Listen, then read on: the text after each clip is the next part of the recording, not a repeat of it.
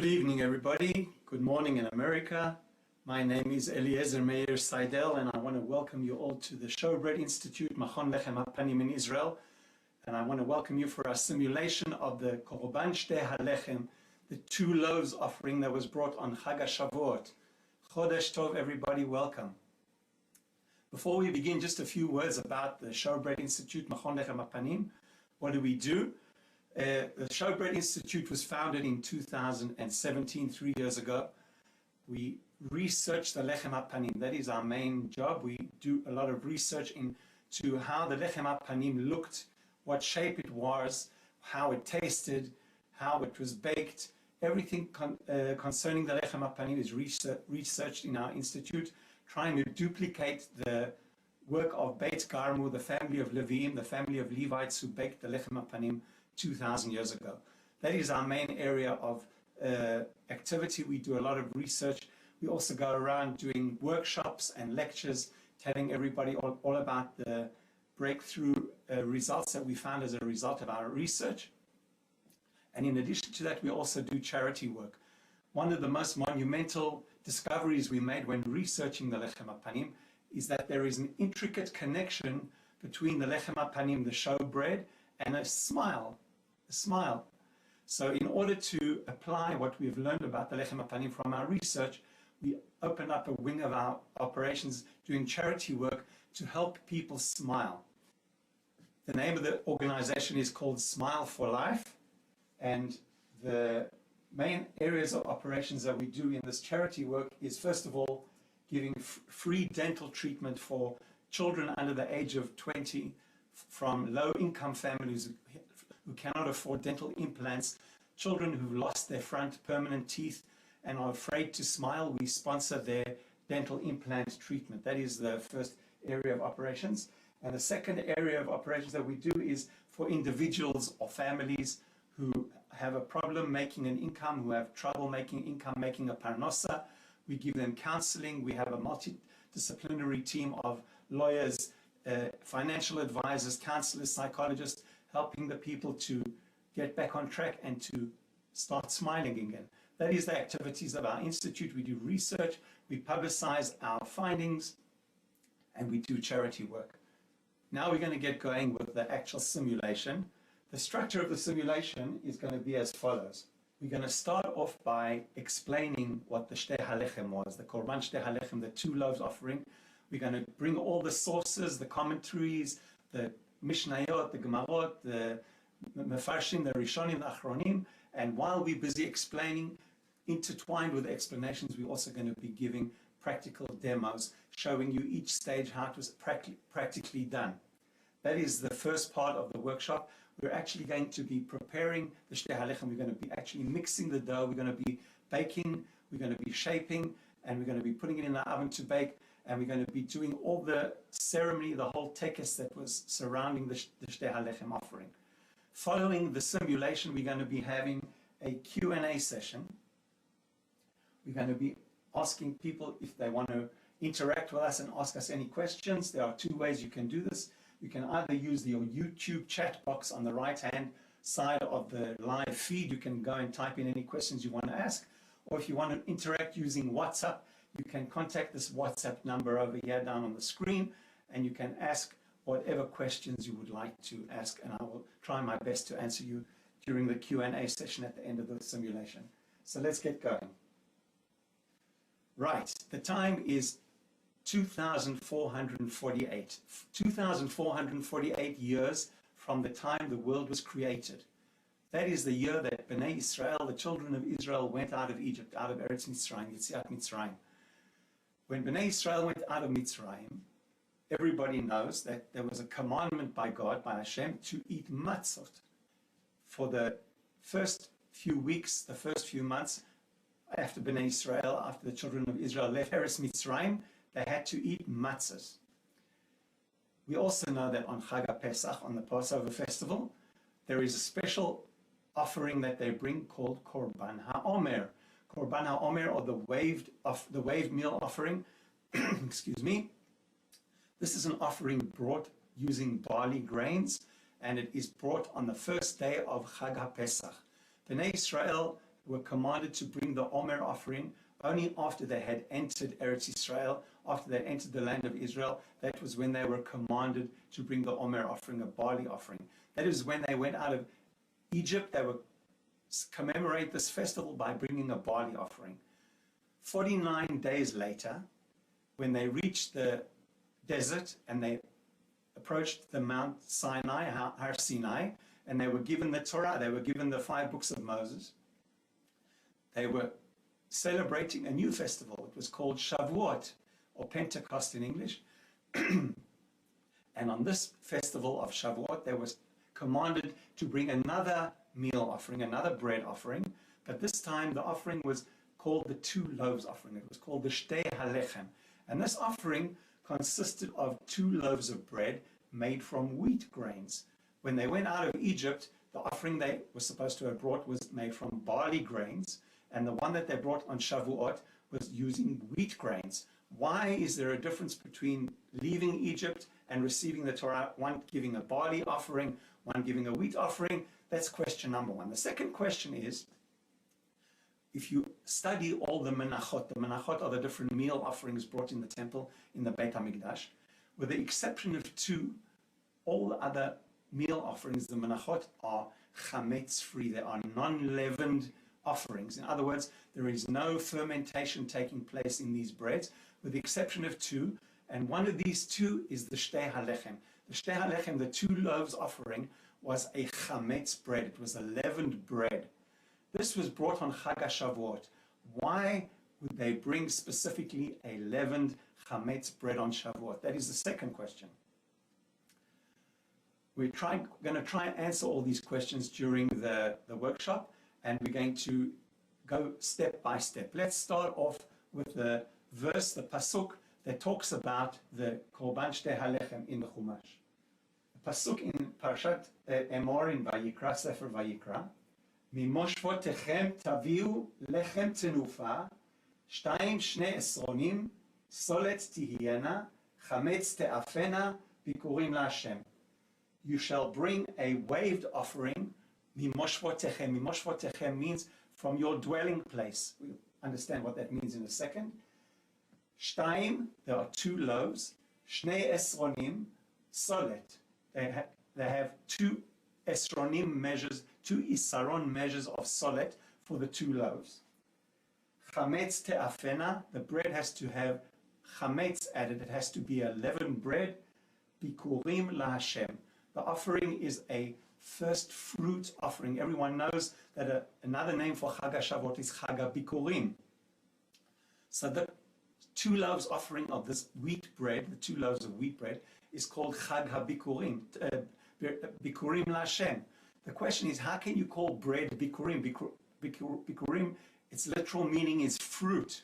How can you classify bread as fruit? Why would you bring a bread offering for a fruit festival? Shavuot is the fruit festival. A lot of kids prepare little baskets of fruit. They bring them to the Beit HaKnesset, to the synagogue, and they display them in the synagogue. It's supposedly a fruit offering. So why would you bring a offering of 2 loaves of bread? What is the connection between 2 loaves of bread and fruit?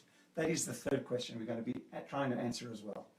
So the first interesting thing about this pasuk is that the wheat that is used to make the 2 loaves of bread has to be mimoshvotechem. It has to be from Eretz Israel. It has to be grown in the land of Israel. You are not allowed to use wheat that is grown in another country. It has to be grown locally in the Holy Land of Eretz Israel. And in the pasuk, it doesn't call the offering, the korban, doesn't call it Shtei Halechem. It calls it lechem tenufa, bread that is waved. It's waved around in the air. We're going to be talking a little bit about that later. It's not called the Shtei Halechem, it's called lechem tenufa in the pasuk. Now, the continuation of the pasuk starts giving you what ingredients do you use to make this bread. It says, Shnei esronim, solet, 2 isaron measures of solet. Solet in English is usually translated as fine flour, but it's not an accurate translation. A more accurate translation would be semolina flour. I'm going to explain to you exactly what semolina flour is in a second, but that is solet. Solet is not fine flour as in very fine white powdery flour. The real true meaning of solet is semolina flour, which is a little bit more coarsely ground than the white powdery flour that most people use to bake bread. How do we know how much each loaf of bread has? It says, Shne esronim solet, shtayim shte esronim, 2 loaves, shne esronim. So you might think that each loaf is 2 isaron measures, which would be very easy to understand from the pasuk, because that's what it says. It says, shtayim shne esronim, each loaf is 2 esronim. But we learn this from a Gemara in Masechet Menachot, from the Lechem Panim. The Lechem Panim, when they talk about the showbread, and they list the ingredients of the showbread, it says, Shne esronim yihiyeh hachala ha'echat. In reference to the Lechem Panim, it says that each loaf is Shne esronim yihiyeh hachala ha'echat. So it's very specific, referring to each loaf. And therefore the Gemara learns that when it doesn't specify chala echad, it means that the Shnei Esronim is actually split up between the 2 loaves of the Shtei Halechem, of the 2 loaves offering, so that each loaf consists of 1 isaron measure of solet, 1/10 of an ephah. Isaron is 1/10 of an ephah, measure of semolina flour. As we said, this flour has to come from wheat. We're now going to explain for a few seconds how they made the special flour in the Beit HaMikdash. Okay, so I'm back. So first of all, the kind of wheat that they used in biblical times was not the kind of wheat that we use today to make bread. When anybody buys wheat flour in the supermarket, or they buy a bread in the bakery, the wheat flour that is used to bake bread in modern times is called soft wheat. In Latin, the name is called Triticum aestivum, the botanical name, and the bread made with soft wheat flour is very light and fluffy. The dough rises very nice and high. There's a lot of air in the bread, it's very light and fluffy, very compatible with modern day tastes of light and airy bread.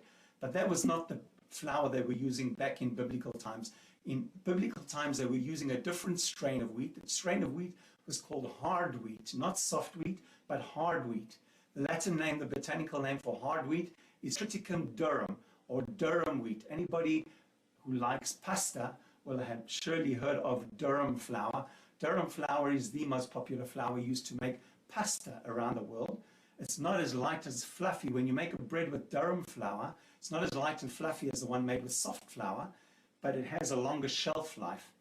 And we are now going to explain to everyone how they made the solid, the semolina flour, out of the durum wheat. So first of all, the wheat had to be grown in the land of Israel. Here is a little example of what wheat looks like. You can see the wheat sheaves over here. Now there are 2 kinds of wheat in terms of harvesting. There's something called chadash wheat, wheat which has just recently been harvested from the field. It is still quite fresh, hasn't had very much time to dry out and fully ripen. That is called chadash wheat. If you look at the color of it, it's a slightly greenish hue. If you take this wheat and you store it for a couple of months, it completely dries out and desiccates, and it changes color. You can see the difference between the color. The one is a little bit more brown. This one is a little bit more green. The one that is brown is the one that has had time to dry out. It's called yashan. It's called old wheat, which is very dry, and it's much easier to grind old dried out wheat than it is to grind softer, fresher wheat, which is a little bit more green and not as ripe, because it doesn't grind as easily. It's a little bit more moist, and it gums up the mill when you're grinding the flour. The Shtei Halechem, the 2 loaves offering, had to be brought from chadash wheat. Chadash wheat, wheat that had just recently been harvested from the field. In fact, the Chag HaShavuot is not only a celebration of receiving the Torah, Zman Matan Torah, that we're going to be celebrating in a few days' time. It is also a celebration of the wheat harvest. This is the time when wheat ripens in Eretz Israel, in the land of Israel, and this is when the time comes to harvest all the newly ripened wheat in the field. So to celebrate the wheat harvest, they have a special offering in the temple, in the Beit HaMikdash, called the Korban Shtei Halechem, made from wheat grains. Now we are now going to show you how to process the wheat plant into the semolina flour. It is a multi-stage process, and it starts off by a process called threshing. The entire village troops out into the field. They gather up all the sheaves of wheat. They bring it back to the village square. The village square is a huge stone floor. They lay out all the sheaves of wheat all over the stone floor, and they begin the process of threshing. Threshing is basically smacking the wheat grains with leather straps like this.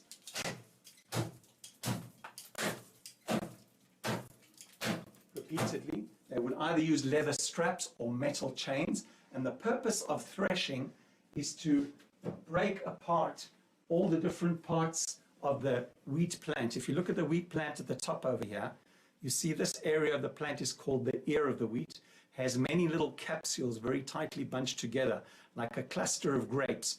In each one of these capsules, if you open them up, you will find one wheat granule, one wheat seed. And the purpose of threshing is to break away all the parts of the plant that are surrounding the wheat grain, so that now on your village square floor, you have a whole mixture of pieces of the plant, wheat grains, and pieces of the stalk. It's all a big mixture, all mixed together. You then go to the next stage of the processing. The next stage of the processing is taking all this mixture in your hands and throwing it up in the air like that repeatedly, throwing it up in the air like that, and this is called separating the wheat from the chaff. Has anyone heard that expression? Separating the wheat from the chaff.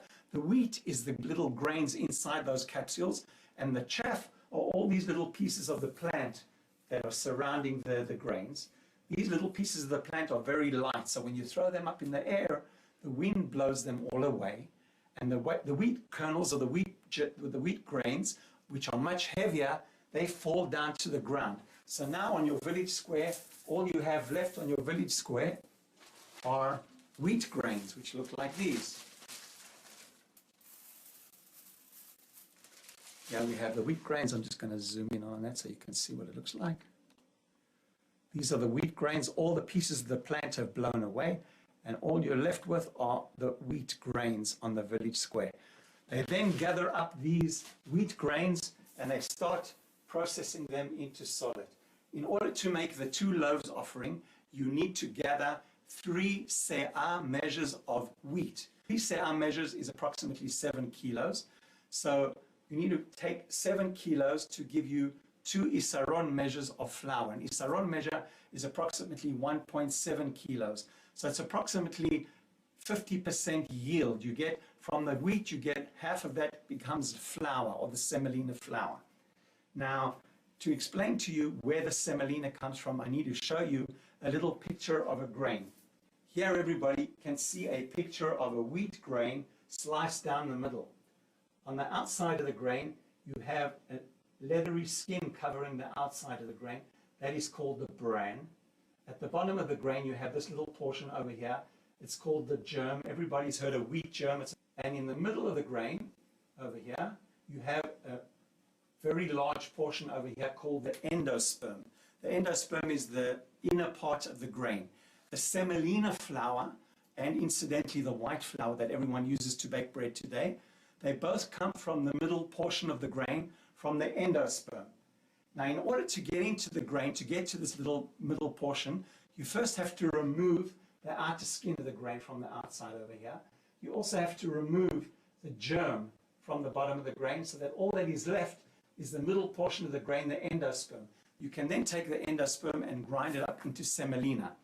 The way they do that in modern milling processes today, in modern mills, is they soak the grains in water. They soak the grains in water to soften the outer skin, and they then are able to put it through the grinding process. And because the outer skin is very soft, it easily separates from the middle portion of the grain from the endosperm. In the biblical times, in the temple, in the Beit HaMikdash, this process was not allowed. They were not allowed to soak grains in water because of the fear of the grains becoming leavened, becoming chametz. Although the Shtei Halechem was a bread that was including chametz, it was processed in the same way as all the other meal offerings, that the flour had not become chametz until you actually added chametz to it. The flour was kosher for Passover, it was kosher for Pesach. Until you added the chametz to it, it was processed the same way as all the other meal offerings. Because they couldn't soak the grains in water, they had to come up with a different method of removing the outer skin from the grain and also removing the wheat germ from the bottom of the grain. And the way they did this is as follows. We know this from a Mishnah in Masechet Menachot, in Tractate Menachot. The process is called shifa ube'ita, polishing and smacking. They used the Kohanim or the Leviim, the Levites or the priests, they used to process the grains by hand polishing by hand or smacking them with the back of their hand. And I'm going to demonstrate this process for you here online. Okay, we're back at our demo table over here. They used to take a big table, spread the grains all over the table, and then they used to use the palms of their hand to polish the grain like that against the surface of the table. The table had a very rough surface, like a kind of a sandpaper surface, so that by rubbing the grains against the table, it would polish off the outer skin of the grain. One movement like this, forward and backwards, is called shifa, polishing. That is used to polish off the outer skin of the grain. The next process is called be'ita, which is to remove the germ, the little piece of the grain at the bottom of the grain. And the way they did that was by not using the front of the hand, but by using the back of the hand, the back of their fist, to smack the grains like this. It was obviously a very skilled job. You had to smack the grains at a very specific intensity and at a very specific angle, and that would dislodge the germ from the endosperm. So by polishing and hitting, you would remove the outer skin, you would polish off the outer skin, and you would dislodge the wheat germ from the bottom of the grain. Once you had removed the outer skin and the wheat germ, all that was left was the endosperm. Now, in order to do this process, you had to polish the grains 300 times, doing this 300 times. Also, to heat the grains, you had to heat the grains 500 times. 500 times heating, 300 times polishing. We know that from the Mishnah in Masechet Menachot. I've tried this myself. If you want to try it at home, you're welcome to try it at home. After about 10 times, your hands begin to fall off. It is really hard on your hands. Heating it especially very difficult on the hands. It's very painful. I'm sure the Kohanim or the Levites, the Leviim, who processed this wheat, they must have worn some kind of protective gloves to protect their hands. Otherwise it's very difficult to do this process. But even if you're wearing gloves, it is very hard manual labor. To be a Kohen, to be a priest, or to be a Levite in the temple was not a job for the faint-hearted. It was something for real tough guys, real strong guys. Once you had the wheat being polished 300 times and smacked 500 times, you had finally removed the outer skin, you had removed the wheat germ at the bottom. All that was left was the endosperm. The endosperm was that middle portion of the grain, which was then ground up into semolina. To show you how they would grind it, I'm not going to do it the way they did it. Back in biblical times, they used to have a huge, enormous stone mill that was rotated either by a man walking around turning the stone or by an animal attached with a yoke to the mill to turn it around. Today we're a little bit more advanced. We're going to be using an electric grinder to show you how to grind the grains. So we're going to pour some of these grains into the grinder over here.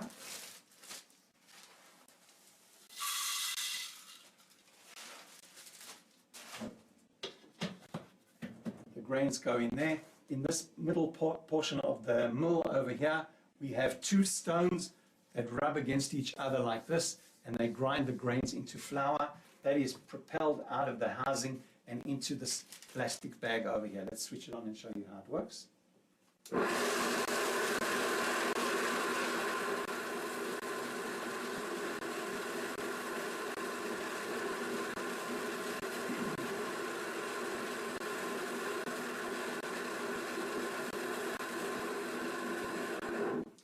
There we go. Very noisy machine, obviously. We now have our flour that you can see over here. I'm going to show it to you up close. This is what the flour looks like when it comes out of the mill. This is called whole grain flour. Whole grain because all the parts of the grain that go into the flour mill come out. If you only put semolina, if you only put the endosperm into the grain, all that comes out is semolina without all the little flakes of the bran and the wheat germ. I haven't had semolina grains, so I just put the whole grain in. That's why you see all these little brown flecks. That is called whole grain flour. Semolina is not whole grain flour. It is missing the bran and the germ. It's just the inner portion of the grain. Once you have ground the flour, the semolina, into the consistency that you're looking for, you then have to sift it, because semolina has a specific consistency. It is not too finely ground, and it's not too coarsely ground. So what they did in the Beit HaMikdash, I'll show you here on the presentation, they used to sift the flour using different numbers of sieves. Different breads have different numbers of siftings that they needed to go through. For example, the Showbread, the lechem hapanim, was sifted 11 times. Our offering, the Shtei Halechem, the Korban Shtei Halechem, was sifted 12 times. And the Korban HaOmer, the barley offering on Chag Pesach, that was sifted 13 times. The Rambam in Ilchot Midin Musafin, Maimonides, explains why you have different numbers of siftings. It's all to do with the quality of the grain. The older the grain and the more dried out it is, the easier it is to sift, and therefore you need less siftings. If it's barley grains, it's more difficult to sift than wheat grains. Therefore, the barley grain requires 13, newly harvested wheat requires 12, and old dried out wheat requires only 11 because it's the easiest grain to grind. I'm going to show you again how to sift the grains manually. You start off with a sieve, very simple sieve that you get at home. In the temple, in the Beit HaMikdash, they had a series of 12 sieves in a size similar to this, and each one had a mesh, a little netting at the bottom with varying size holes. They started off with a very widely spaced holes, and they passed it through the sieve like this. They would take the semolina flour, put it into the sieve, and then sift it out into a bowl below. As you can see, the first thing that gets sifted out are all the very coarse particles of the bran and the germ rubbed off by the process of polishing and smacking. This gets removed by the larger sieve. As you progress down further and further, the semolina flour, which is down here, gets finer and finer, and you don't want it to get to the fine consistency of white flour that we know today. It's a high quality flour. It is flour that is a little bit more coarsely ground than that fine powdery flour. So it went through 12 series till you got to that consistency. In the temple, the first temple, and in the tabernacle, in the Mishkan, in the desert, all this work of processing the semolina, the solid flour, was done by the priests and the Levites, by the Kohanim and the Leviim. But already by the second temple, they were outsourcing this work to be done by private individuals, private companies. They were even importing the semolina flour to be used from overseas. For the Shtei Halechem, it had to be semolina flour that was grown in Eretz Israel, so that was not relevant. But when they admitted ingredients to the temple, to the Beit HaMikdash, they had to first check it for quality control. The person who was checking the quality control in the Beit HaMikdash, in the temple, he was called the Gizbar. The Gizbar was like the quality control officer, and this is the way he used to check a incoming shipment of solet, of semolina.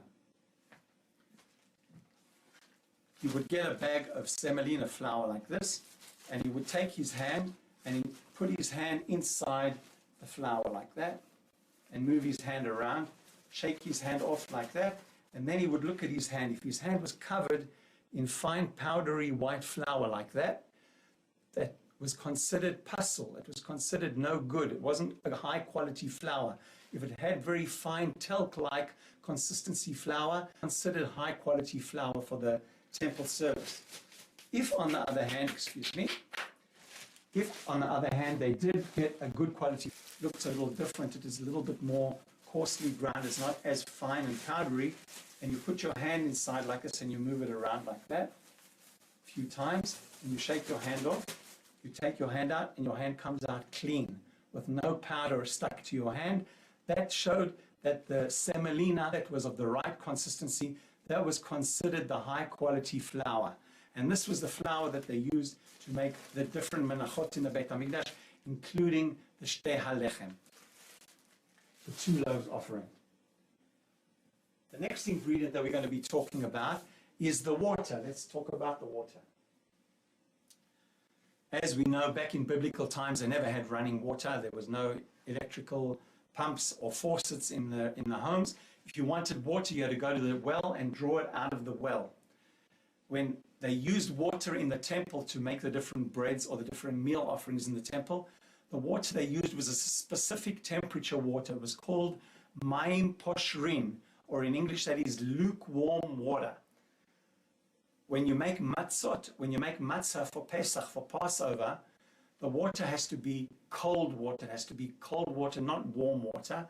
And the reason that there is a discrepancy between making matzot for Pesach and the offerings brought in the Beit HaMikdash is very simple. The people who are doing and preparing the breads and making the offerings in the Beit HaMikdash, these were the priests, these were the Kohanim or the Leviim, the Levites, and they were expert. They knew exactly how to do the job, done it many, many, many thousands of times. They were expert bakers, and they knew exactly how long to mix the dough for, how long to leave it in the oven for, to bake it. The people who made matzot for Pesach, that was a long time before Menashevitz came along. If you wanted matzahs for Pesach, you had to make them yourself at home. Make something at home if you're a home baker. Most of the home bakers, it was taken for granted that most of the home bakers were not proficient in baking like the Levites were. So in order to be more stringent, that they don't have their bread becoming chametz or leavened, they had to cool the water down to much cooler than when they used the breads in the temple in the Beit HaMikdash. The priests were allowed to use warm water, and warm water was preferable to make the breads because bread made with lukewarm water has a higher quality than bread made with cold water. If you need bread made with very icy cold water, the bread doesn't cohere properly. It doesn't become a very nice elastic dough. If you make it with nice lukewarm water, it becomes very nice and elastic, very easy to work with. The texture of the final bread is very high quality. So that was preferred if you knew what you were doing. But if you were a home baker at home baking matzot on Passover for Pesach, they would not allow you to use warm water because warm water accelerates fermentation and it could easily make the breads chametz if you're doing. So the water that was used in the Beit HaMikdash was warm water. The next we're going to be using is salt. All the breads in the Beit HaMikdash had to have salt added to them. It was not optional. It's an obligatory addition to all the breads. There's a pasuk in Sefer Vayikra, V'chol korban minchatcha b'melach timlach. You have to add salt to all of the breads, including the 2 loaves of salt added to the bread. It doesn't specify in the sources in the Torah or in the Talmud or even in the Mishnah and the Gemara and the how much water was added, how much salt was added. Doesn't specify quantities. They used to trust the instinct of the baker that he would know exactly how much water and salt to add. The only ingredient that is specifically mentioned in the verse is the solet, is the flour, how much of that had to be added. The next addition to the Shtei Halechem was chametz. Now chametz, to make a bread chametz, to make it leavened, it has to ferment. In order for a bread, you need yeast. In order to make yeast, you didn't have supermarkets. You could just zip out and buy a little bag of instant dried yeast or a bag of fresh yeast. They didn't have a baker's yeast back in biblical times because Louis Pasteur hadn't been born yet, and he's the guy who does yeast. So if they wanted to make a leavened bread, they had to use a different method that was called sourdough.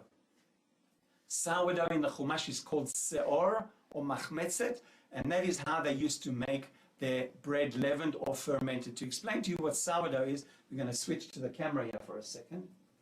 What you see over here in this bowl over here is sourdough. Basically, is a mixture of flour and water. You take a bit of flour, you mix it together with water in a container like this, and you leave it on the counter for 3 to 5 days at room temperature, not in the fridge, just on the kitchen counter. Perhaps you want to cover it with a cloth that no bugs get into it. Just simple flour and water in equal quantities mixed together. You leave it out on your kitchen counter for 3 to 5 days. After 3 to 5 days, you're going to see the mixture start to bubble. You can see the bubbles already starting to form on the top of the mixture. And these bubbles are caused by fermentation. How does dough begin to ferment? there are yeast organisms inside this dough of the flour and water. Where do they come from, the yeast organisms? They come from all around the air in the kitchen. All around the air in the kitchen surrounding the dough is a million and millions of microorganisms like bacteria, valeno. We don't want the viruses these days. We're trying to get away from them. We want the yeast. The yeast organisms are floating around in the air. Into the flour, they go into the flour and they start fermenting. They start eating the sugars in the flour and they start the chemical process of fermentation. And the byproduct of that fermentation process is producing little bubbles of gas called carbon dioxide. That is why you see the bubbles of gas forming on top of. This is called sourdough. The reason it's called sourdough is because in addition to the bubbles of gas in the dough, you also have other byproducts the fermentation process. One of these byproducts is acids like acetic acid or lactic acid, which is another name, acetic for vinegar, for example. These add acidity or make the dough a little bit sour, and that's why it has the name sourdough. Now, in order to make leavened bread in biblical times, you would have to add sourdough to the bread to make it ferment and rise. It's using yeast, but it's using natural yeast from the air, as opposed to the baker's yeast that we use today to bake bread. That comes from little vacuum little pack. It's a specific strain of yeast. This is a wild strain of yeast that is captured from the air in the room or the air around your kitchen. There is a controversy in the Gemara. There's a machloket how you had to add the sourdough to the ingredients of the 2 loaves offering. Did you have to take a sourdough and make a new one from part of the flour and the water from the recipe for the bread? Or did you have to take an existing, more mature sourdough and add that to the ingredients and substitute for a little bit of the flour and the water, and you had to remove the flour and the water so that it would equal still 1 isaron of flour in total?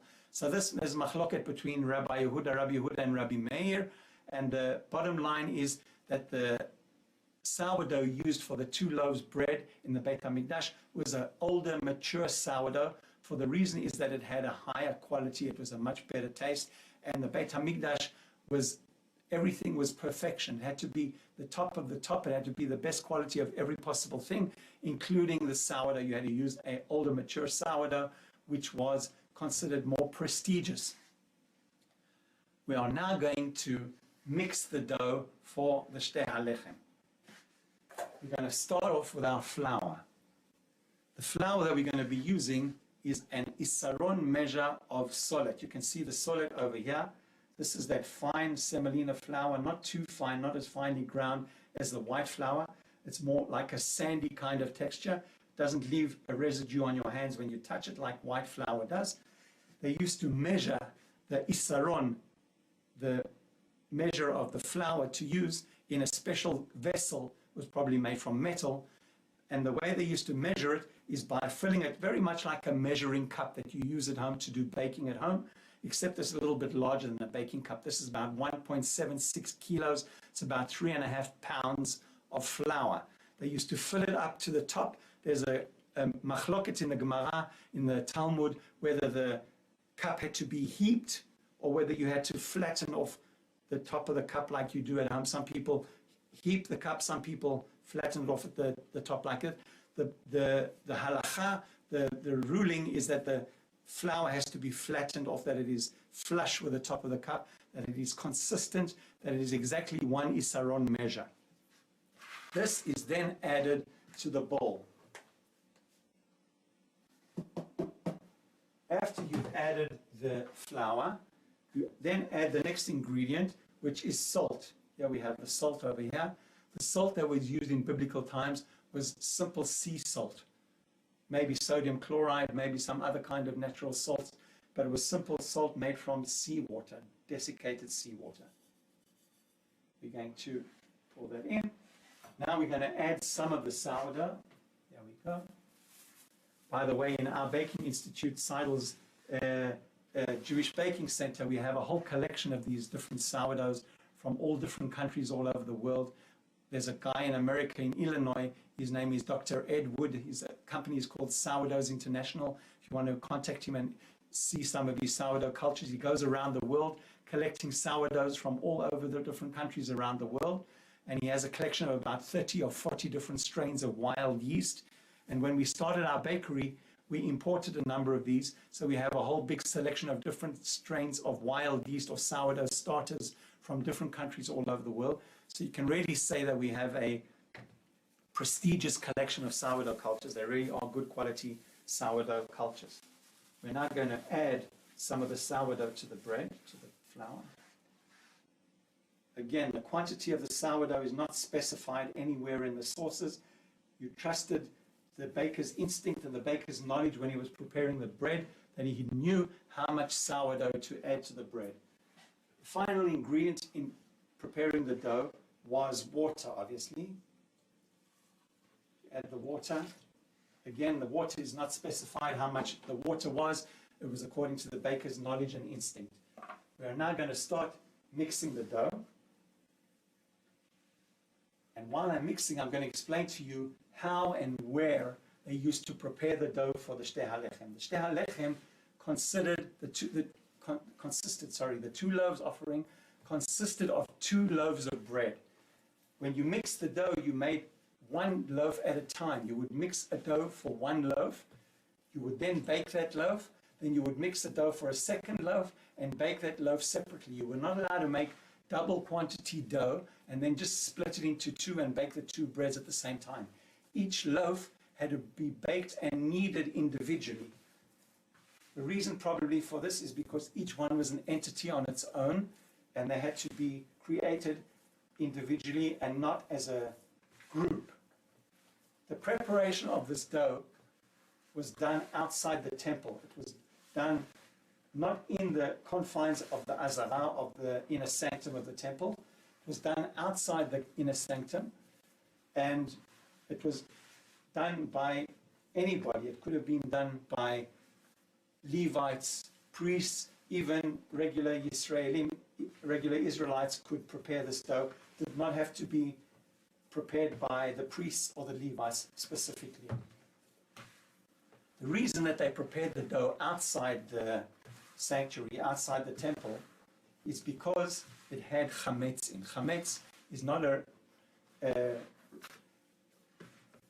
ingredient that you want to bring into the temple. Most of the breads in the temple were chametz or leaven-free breads, and any preparation that included leaven, they preferred to prepare it outside the temple confines and only to bake the actual bread once it was ready made in the temple itself.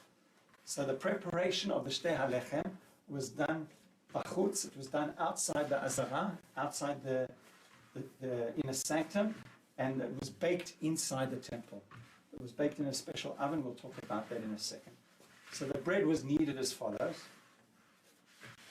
When you're making a bread with chametz, with leaven, or with sourdough, or with yeast, you don't really have to rush. There's no time limit on it. When you're making a matzah, most of the other bread offerings in the Beit HaMikdash were matzahs. You have to really do it really fast and do it really quickly because you have a very short time limit of 18 minutes to bake the bread, to knead the bread and bake it. But when you're making a chametz bread, there's no time limit, so you don't need to rush. You can take it as long as you want. And that's probably what they did. They did it very slowly and they did it the right way. And they kneaded it very well. All the breads, the Shtei Halechem, the 2 loaves, were not allowed to be prepared on Shabbat. They were not doche Shabbat. They had to be prepared the day before, on the Friday, on the day before Shavuot. If the day before Shavuot was a Friday, Shabbat, sorry, if the day before Shavuot was a Shabbat, they would have to prepare it 2 days before, which was on the Friday, if Shavuot was on a Sunday. So the 2 loaves offering was not prepared on Shabbat. It was not allowed to be prepared on Shabbat. It had to be prepared and baked before Shabbat. And here we have the dough for the 2 loaves offering. This is 1 loaf of bread. And we're now going to shape it. Here we can see the kind of oven that they used to bake the bread in. It was an oven made out of metal. It was not a brick oven, it was a metal oven with 2 chambers, one down below where they would put a lot of wood and make a big fire, and the one at the top was where the bread was baked. It had an opening where the fire would heat the upper chamber, and once it was very hot, they would shut the fire off and they would put the bread in to bake. That is the kind of oven they used to bake the bread in the Beit HaMikdash, in the temple. What was the shape of the Shtei Halechem? It was a rectangular loaf. The dimensions are mentioned in a Mishnah in Tractate Menachot and Masechet Menachot. The length of the bread was 7 tefachim by a width of 4 tefachim. A tefach is a hand breadth measure, the width of your hand. I'll show you that in a second. And in addition to the length and the breadth being specified 7 by 4, that also specifies the kranot. Kranot are the corners of the bread, and the height of that is specified as 4 finger widths high, which is basically 1 hand breadth high. Here we can see a picture on the screen of the shape of the bread. It's a rectangular bread with 4 little pieces of dough stuck on the corners. These are called the kranot. Rashi, in his very famous commentator on the Torah and the Talmud, Rashi says in Masechet Menachot on Daf Tzadivav Amud Aleph that the kranot were pieces of dough stuck on the bread, and each one was 1 tefach long. In other words, the dimensions were square, 1 by 1 tefach. That's basically what it looked like. A tefach, if we convert it to modern day measurements, there's a different methods of how to convert it. There's the Chazon Ish, there's the Rambam, there's Rav Chaim Naeh. They all give it different explanations what a tefach was or what the different measurements were. We're going to go according to the method of Rav Chaim Naeh that says 1 tefach was equal to 8 centimeters. That is the size of a tefach. Let's go back to our bread over here. So what we need to do now is we need to shape this bread into that rectangular shape. But before I do that, I'm going to take off a little piece of the bread and set it aside. So we're going to use this piece later on to make the corners on the bread. We're then going to roll this bread out as follows.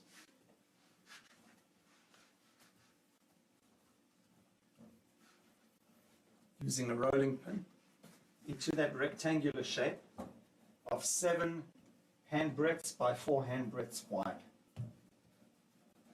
Not going to be exact, doesn't have to be exact, and I'm going to show you why now in a second. It has to be approximate.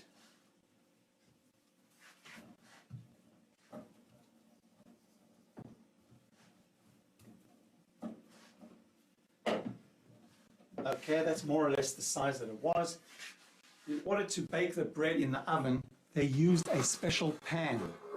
A pan which was shaped in that rectangular shape of 7 hand widths by 4 hand widths wide.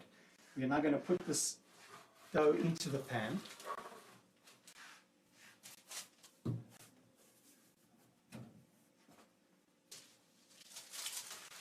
Like that. And just squish it down to the edges, that it is flush with the edges of the pan.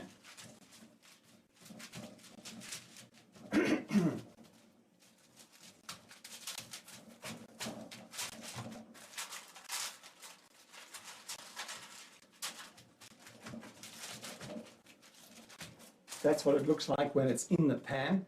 As you can see, it's very flat. It looks like it's very flat, but you must remember this is a leavened bread, so it still needs to sit and rise. It's still going to rise up quite high. It's going to get filled with air because of the fermentation. So it's not going to come out thin like a matzah.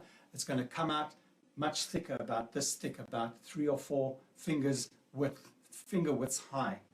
We are now going to make the kranot. The kranot are the corners on the side of the bread. You need to make 4 of these. So we're going to take that little piece of dough that I set aside in the beginning, like that. And we're going to shape these into round balls, like that.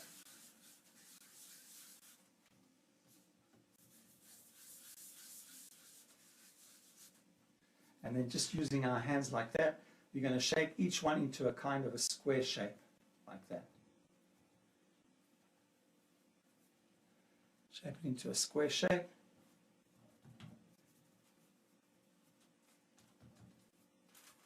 These are then stuck onto the corners of the bread as follows. They are stuck on the corners like that, one there, and one there, and the 4th one in the final corner over there. This bread is now set aside to rise. The sourdough bread takes a long time to rise. It's not like your regular baker's yeast when you make bread at home, when you make challah. It takes about an hour and a half for your challah to rise. A sourdough bread is a lot longer. It takes between 5 to 6 hours to fully rise. They put it aside and they let it wait and rise. Then it was no rush because it was a chametz bread. They didn't have a problem with chametz. It could take as long as they want.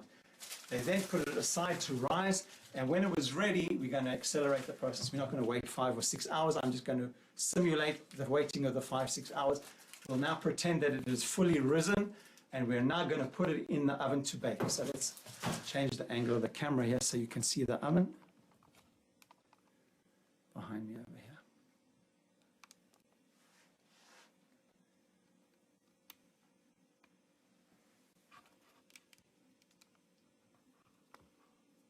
This is our oven in our bakery. It's a brick oven as opposed to the metal ovens used in the Beit HaMikdash, in the temple.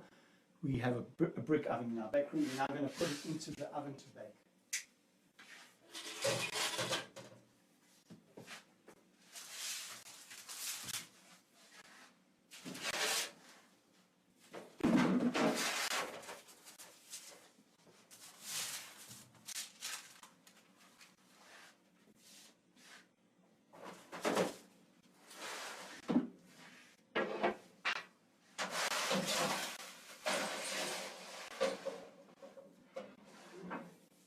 The bread goes into the oven with a fire in the background. You can see the fire going in the background.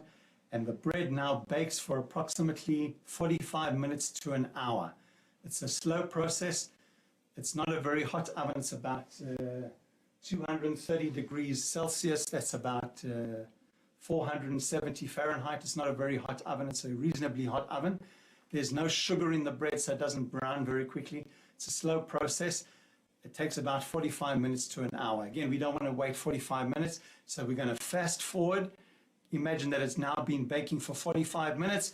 We're now going to take the bread out of the oven. Here we go.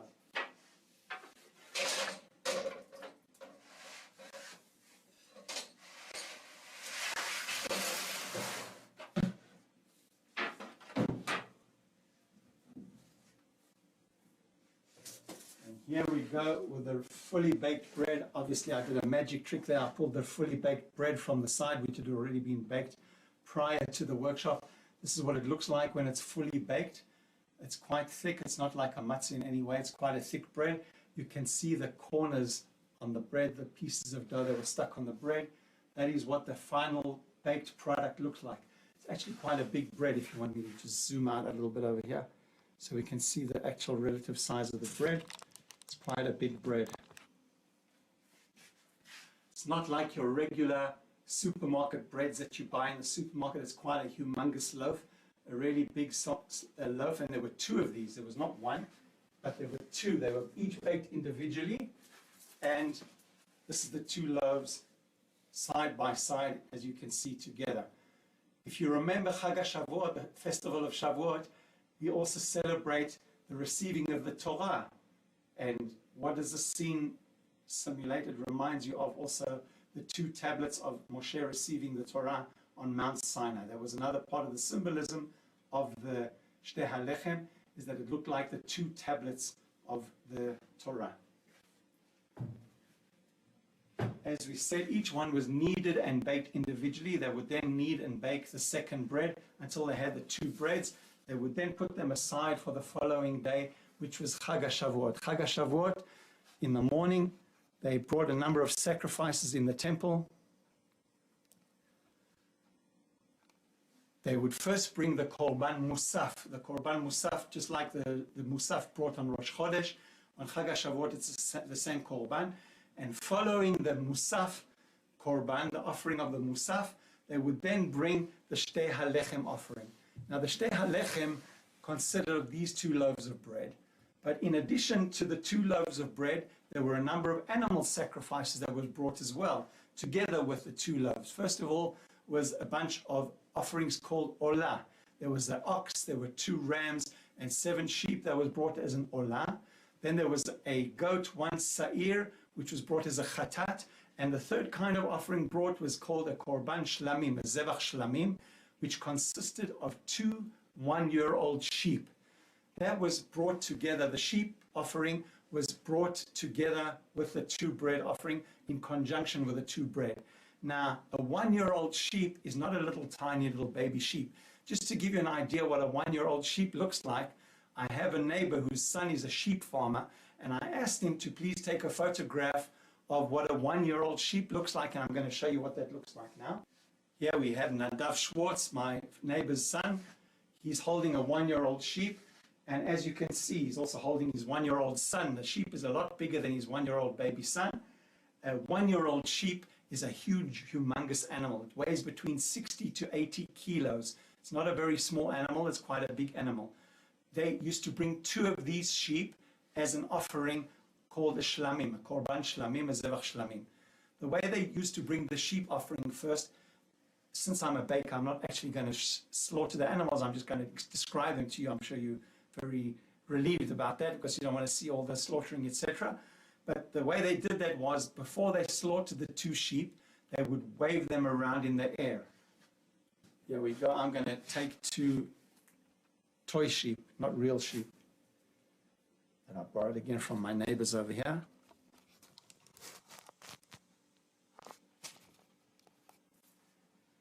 The 2 sheep were waved around in the air while they were still alive. Each sheep was about 80 kilos. For a person to lift 80 kilos, I don't know if you've ever tried to lift 80 kilos, it's a pretty tough job to lift 80 kilos. You need to be a weightlifter. They needed to wave them around in the air. So they obviously did it one by one. These are tiny little toy sheep. Think of about an 80-kilogram sheep first waving him around in the air while he's still alive. They had to wave the 2 sheep in the air while they were still alive, one at a time, 1 sheep at a time. Once they had waved the 2 sheep while they were still alive, they then slaughtered the 2 sheep, and they gave the thigh and the breast part of the sheep that went to the priest, that went to the Kohen, and the remaining part of the sheep, which had also been skinned, it had been skinned, and it had the thigh and the breast removed and given to the priest, to the Kohen, and the remaining part of the 2 sheep was then given to the priest who was going to bring the 2 breads offering. They then placed the 2 sheep alongside the 2 breads as follows. The 2 sheep on one side, and next to that they placed the 2 breads.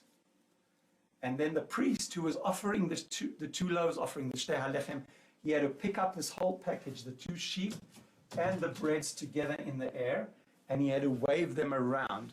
If you remember, we spoke about the first verse that talked about the Shtei Halechem. It's called the waved bread, lechem tenufa, bread that is waved. I'm now going to show you how they would wave the breads. They would pick up this package like this in the air, and they would wave them as follows. I'm going to show you the waving pattern. It is as follows, like this.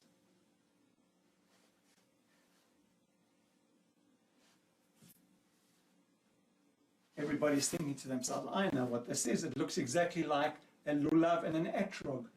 The way you wave the palm branch and the citron on the Chag of Sukkot, on the Festival of Tabernacles, the waving pattern of the Arbat Haminim and of the Menachot was exactly the same waving pattern. First, you wave them in the 4 directions of the wind. You wave them, let's just do it with one bread, you wave it north, east, south, and west. Those are the 4 directions of the wind. You then wave it upwards, that is to symbolize the rain, and downwards to symbolize the dew.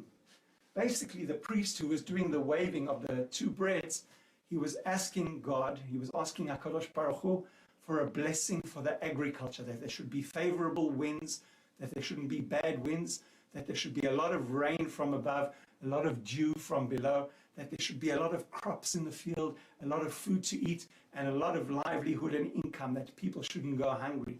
That was the symbolism of the waving of the 2 breads. Once they had waved the 2 breads, the remaining parts of the sheep would then go to the 2 shifts of Kohanim, the 2 shifts of priests who were on duty on the Chag. They would split the meat between them. With the 2 loaves of bread, 1 loaf of bread went to the Kohen Gadol. The portion of the Kohen Gadol was 1 loaf, and the second loaf was then split between the remaining 2 shifts of Kohanim. So actually each Kohen got a very small piece of the Shtei Halechem. It was a very small piece, and that is how it was split up. The Kohen Gadol, the high priest, was entitled to the major portion because of his high status. And that was the procedure of the Two Loaves Offering.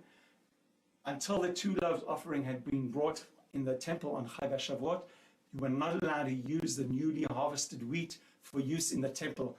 From the time of Pesach, after they brought the Omer offering, people at home could use the newly harvested wheat, but in the temple they could only use the newly harvested wheat for the offerings in the temple after the Shtei Halechem, after the two loaves had been offered in the temple. Now, we asked a number of questions in the beginning of the simulation. We said, first of all, that on Pesach, when Bnei Israel, the children of Israel, left Egypt, they were commanded to eat a matzah, a bread which is unleavened. When they reached Mount Sinai and they received the Torah, the 5 books of Moses, they were allowed to bring a leavened bread offering. Why the discrepancy between the non-leavened bread of the matzah leaving Egypt and the leavened bread specifically on Chag HaShavuot, on the festival of Shavuot? What is the symbolism of the two types of bread? So we go to the commentary by the Maharal of Prague. He says that when the children of Israel left Eretz Mitzrayim, when they left Egypt, they were at a very low level of holiness. They were at the 49th level of impurity. They had sunken to the base level that was in Egypt. It was a very impure level, and they were compared to animals. They were very animalistic in nature because they'd been intermingled and intermarried with the Egyptians, and they had descended to the 49th level of impurity. In order to receive the Torah, they had to raise themselves in level of holiness, one day at a time, 49 days. It's called the counting of the Omer, Sfirat Omer. Each day we increase our level of holiness till we get to the 50th level, which is the 50th day after Pesach, which is the Chag Shavuot, which is the festival of Shavuot. On Chag HaPesach, we eat a matzah. We eat a bread which has only flour and water. There is nothing hidden in it. It has very visible components, very visible ingredients. There's no hidden components in matzah. Simple flour and water. There's nothing hidden in it. In a chametz bread, like the Shtei Halechem, on the other hand, there is chametz. A leavened bread has yeast in it. Yeast is something that is not visible on the surface of the bread. It's something that works in a hidden way in the dough. It's a chemical reaction that ferments inside the dough in a hidden way, and it's not visible to the naked eye. The commentators, when they talk about chametz, they compare the chametz to the yetzer hara, the evil inclination, something that works behind the scenes, not in a visible, open, truthful way, but something in a surreptitious way. So the question again is why we bring a chametz, a leavened bread, on the festival of Shavuot. So the answer to that is very simple. When God creates a poison in this world, at the same time he creates the antidote to the poison. If you consider the chametz, the leaven, as the evil inclination, the yetzer hara, so the antidote to the poison of the evil inclination is the Torah. The Torah is the antidote to the evil inclination. Once you have the Torah and you live by the ways of the Torah, then the evil inclination, that yetzer hara, has no power over you. Therefore, you can bring a bread which has leaven in it because you already have the antidote. You have received the Torah. On Shavuot, we received the Torah. So we now have the remedy to the yetzer hara. We don't have to worry about having yetzer hara in the bread, not only on Shavuot, but forever after. The children of Israel were allowed to eat bread made with chametz. They didn't have to worry about the chametz causing them spiritual harm because they had the Torah to counteract it. That is why we have a matzah bread when the children of Israel left Egypt, because they never yet had the antidote, which was the Torah. But when they received the Torah 49 days, 50 days later, they could now eat the chametz bread and not worry about the spiritual negativity of the chametz, of the leaven. Why on Pesach do we bring a barley offering, and on Shavuot do we bring a wheat offering? So the Maharal from Prague also explains that. He says that the barley is considered like animal feed. You don't usually make bread out of barley. Barley is usually given as food for the animals to eat. It's considered a much lower form of grain. when the children of Israel left Egypt, they were on the 49th level of impurity. They were compared to animals. Their nature was animalistic in nature. They were a very low level of holiness. So to correspond to that lower level, they would bring a barley offering, which was the Omer, which was consistent with their spiritual level of holiness at the time. As opposed to Shavuot, where they already ascended to the 50th level of purity, of holiness, they were allowed to bring the higher level of grain, which was considered, wheat was considered the higher level of grain. That was the more spiritual grain.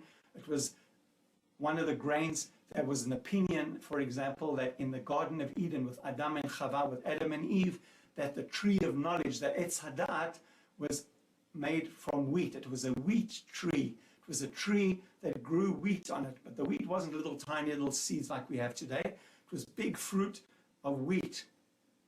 And you didn't have to prepare it in any way. You could just pick it off the tree and you could eat it, and it was ready to eat. You didn't have to grind it. You didn't have to knead it. You didn't have to sift it. You didn't have to bake it. You didn't have to do anything. You just picked it off the tree and you could eat it. That was considered one of the opinions of what the Etz Hadat was in Gan Eden. It was a fruit. It wasn't a grass like today. We know wheat is a lowly grass. That's what happened to the wheat after the sin of Adam and Chava from eating from the Etz Hadat. The wheat tree was demoted. It was lowered in spirituality, that it would no longer be a tall towering tree, but there would be a lowly grass that man would have to toil by the sweat of his brow. He had to invest a lot of time and energy into preparing this into food to be able to eat. But in Gan Eden, the original wheat was a fruit. And that is why we asked the third question: why do we bring an offering of 2 loaves of bread on Shavuot, when Shavuot is considered the festival of the fruits? You would think maybe you should bring a few grapes, a few pomegranates, a few dates, the Shivat HaMinim, the 7 species. Why bring bread? So the explanation given according to the commentators is that we don't think about what bread is now. We think about what bread was in the time of the Garden of Eden. In the time of the Garden of Eden, bread was a fruit. It grew on trees. You just need to pull it down and eat it straight off the tree. And we want, when the Mashiach comes, hopefully, this status of the wheat will be restored, that we will just pick the wheat off the tree and be able to eat it. It'll be a fruit. And that's why we bring a bread offering on the festival of fruits, because in essence, the bread is meant to be a fruit and not a object of man's toil and labor. That is the ideal form of bread. It's meant to be a fruit that is given by God straight to be eaten without all this preparation process. That is the answer to all the 3 questions. Hopefully, Bezrat Hashem, we will be zoche to the coming of the Mashiach before Shavuot. We still have a few days, so there's still time to get ready. Hopefully, we'll be bringing the Korban Shtei Halechem in the Beit HaMikdash very, very soon, and the Mashiach will be coming, and bread will be elevated once again to its former status that it was in Gan Eden, in the Garden of Eden, where it will be a fruit on a tree and no longer made by the sweat of man's brow. One more thing I just want to show you before we end off is that the 2 loaves of offering on Shavuot is another symbolism of it, according to the Rama, for example. The Rav Moshe Isserlis is one of the commentators. He says that the reason you have 2 loaves is because on Shavuot it is customary to eat 2 meals. One is a dairy meal and the other one is a meat meal. Therefore, you have 2 loaves, one for the meat meal and the other one for the dairy meal. That's just another addendum to the workshop. That is basically the end of the simulation. I want to thank you very much for participating. I would really appreciate if you could go check out our website, the showbreadinstitute.org, or our charity website. We would greatly appreciate it if you could see fit to help us out to further our research and to doing all our charity work. If you could help us in this regard, that would be very much welcome. I want to thank you very much. I want to wish you a Chodesh Tov, and I want to wish you a Chag Sameach, and Bezrat Hashem, we should all be Zoche to Binyan Bait Shlishi B'mehera B'Yameinu Amen. Right, now we're just going to finish off the session with a bunch of questions and answers that was part passed on by the chat and the WhatsApp. I don't think we can do all of them, but I'm going to try to do a number of them. Let's see what we have here. Okay, so we have a question from Rabbi Kornblau. Could women make the dough? So the question is, could the woman make the dough outside the Beit HaMikdash? And the answer to that is probably not. There's a problem with women making dough because there's a doubt whether the woman is in a state of spiritual purity or not. So they probably didn't take a chance, and they probably didn't leave it up to the woman to make the dough. That is as far as I know. The next question by Zelig. Zelig asks, can we support the Machon by way of contribution? Yes, as I said, if you go to our website, showbreadinstitute.org, and you click on the English link there, you'll see a link to go and contribute. It would be very much appreciated if you could help us out. Thank you very much, Zelig. Elishai asks, did the sourdough starter have to be made new every year after Pesach? Yes, the answer to that is yes, it did. Any individual who has a sourdough starter, even today, even a baker, every sourdough starter made by private individuals, even today, in modern times, has to be gotten rid of before Pesach. You're not allowed to keep the sourdough starter over Pesach. It's pure chametz. There's no way to consider it any other way. You have to get rid of it and start the starter again after Pesach. There is, however, a leniency made for commercial bakeries in modern times. Commercial bakeries who rely on sourdough to make their bread, to start a new starter can take to 3 to 5 days, which means that after Pesach, before they get up to full production, can take a whole week, which means a lot of financial loss for a commercial bakery.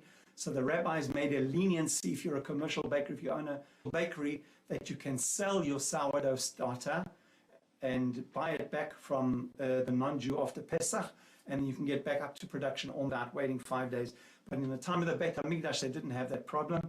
They could make a sourdough starter after Pesach. It took 3 to 5 days. It was more than enough time between Pesach and Shavuot to make a new starter. Another question by Rabbi Kornblau is the significance of the dimension and the altar-like corner. So the kranot, we said they had 4 corners on the ends of the bread. The kranot, in most likelihood, they were meant to resemble the kranot of the altar, of the Mizbeach. Rashi said they were pieces of dough stuck on the 4 corners. The word kranot is exactly the same word used for the corners of the Mizbeach. So very likely there was a connection between the two. It was symbolic, not only the rectangular shape, the square shape, to symbolize the Shnei Luchot HaBrit, but also the kranot of the Mizbeach. Another question of Rabbi Kornblau. It's a lot of bread for a single person, the Kohen Gadol. What did he do with it? So he didn't eat it all himself unless he was a really big guy. He probably used to share it with his family. The Kohen Gadol could share it with his family. Len Moskowitz asks, so it's not shaped like the Lechem HaPanim. No, the Shtei Halechem and the Lechem HaPanim is a completely different shape. Hopefully, in the near future, I'm going to be giving another live simulation of the Lechem HaPanim, so you'll be able to see what the Lechem HaPanim looks like. We're going to be advertising that probably after Shavuot. Sometime in the next 2, I'll be doing another simulation of the Lechem HaPanim. But the Lechem HaPanim and the Shtei Halechem had completely different shapes. There was no similarity between the two at all. Another question here. Rachel Siegel, at oven temperature 470 Fahrenheit sounds very hot. Yes, it is a very hot temperature, and most people, when they bake challahs, they bake them at 350 degrees, and that is sufficient because you're baking a bread usually which has sugar in, and it's made with soft wheat, so the bread browns very quickly, and it doesn't need a very high temperature. But when you bake a bread with 0 sugar in it, and it's using durum wheat, durum flour, it takes a little bit longer to bake, and the higher the temperature makes it bake a little quicker. So the high temperature, when we bake a lot of our breads in the Jewish Baking Center in our own bakery, we bake a lot of our breads at 280 degrees Celsius, which is even higher than this, and they come out just very fine. For example, a New York deli rye is baked at 265 degrees Celsius, even in modern times. So it's not considered a very hot temperature. Another question from Rachel. How are modern semolina matzahs if prepared if you cannot soak the grain to remove the bran? So as far as I know, the modern matzahs are not soaked. There's only one community that used to soak the grains, and that was the Yemenite community until about 100 years ago, before the state of Israel was established. The Yemenite custom was to soak the grains between leaves of foliage. They used to put the grains between layers of leaves to moisten the grain, to soften the outer skin, so that could easily remove the outer skin of the grain. But that was only the Yemenites. The rest of Am Yisrael, the rest of the nation never used to use that custom. What they did was they removed the pieces of the bran and the germ of the grain by sifting. The modern day matzahs are not made from semolina, they're made from fine white flour. Nobody makes semolina matzahs in modern day times. They make them from fine white flour. And the process of milling, the modern industrial process of milling, gives you white flour purely from sifting. You don't even need to soak the grains, you just continually sift the grains, and you finally end up with a white flour without any of the bran and all the germ. There were a lot of other questions. I'm sorry, guys, we cannot answer all the questions. If you want to write to us, you're welcome to send a WhatsApp, or you're welcome to go to our website. Again, I'm going to put the information on the screen.